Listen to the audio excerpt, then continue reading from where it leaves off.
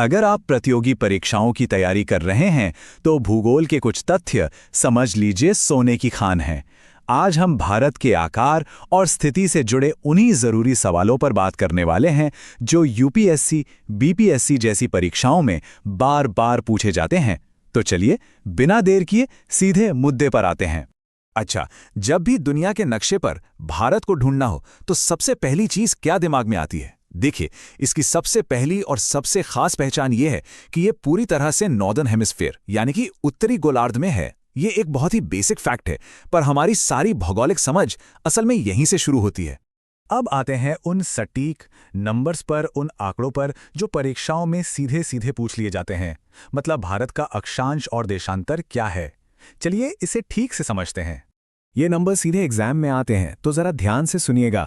भारत का जो विस्तार है वो दक्षिण में 8 डिग्री 4 मिनट उत्तर से शुरू होता है और ऊपर उत्तर में 37 डिग्री 6 मिनट उत्तरी अक्षांश तक जाता है। वहीं अगर हम पश्चिम से पूर्व की बात करें तो ये 68 डिग्री 7 मिनट पूर्व से लेकर 97 डिग्री 25 मिनट पूर्वी देशांतर तक फैला है। इन नंबर्स को दिमाग में बैठाने की कोशिश करिए, ये बहुत ही ज़्यादा ज़रूरी है।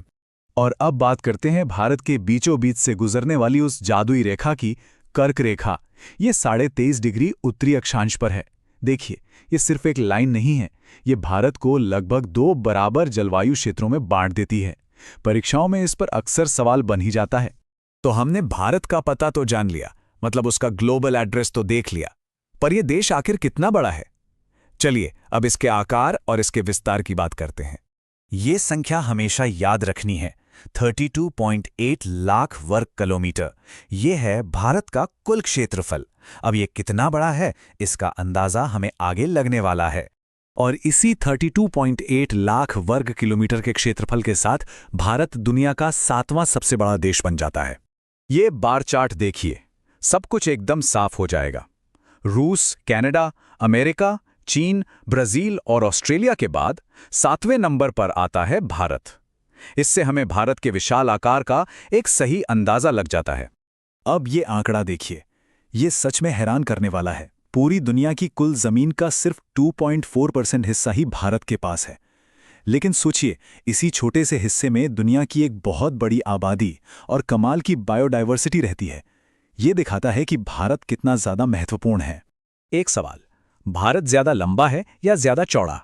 देखिए, उत्तर से दक्षिण तक इसकी लंबाई है 3214 किलोमीटर, जबकि पूर्व से पश्चिम तक ये 2933 किलोमीटर चौड़ा है। मतलब साफ है कि भारत उत्तर से दक्षिण में थोड़ा ज्यादा लंबा है। अब एक ऐसे टॉपिक की बात करते हैं जो प्रतियोगी परीक्षाओं में खूब पूछा जाता है और अक्सर लोगों को कंफ्यूज भी करता है, भारत का टाइम जोन। देखिए, भारत का जो पूर्व से पश्चिम का फैलाव है वो लगभग 30 डिग्री देशांतर का है। इसका सीधा मतलब यह हुआ कि गुजरात और अरुणाचल प्रदेश के समय में लगभग 2 घंटे का अंतर होना चाहिए। तो फिर सवाल यह है कि पूरे देश में हमारी घड़ियां एक ही समय क्यों बताती हैं? जरा इस नक्शे पर नजर डालिए।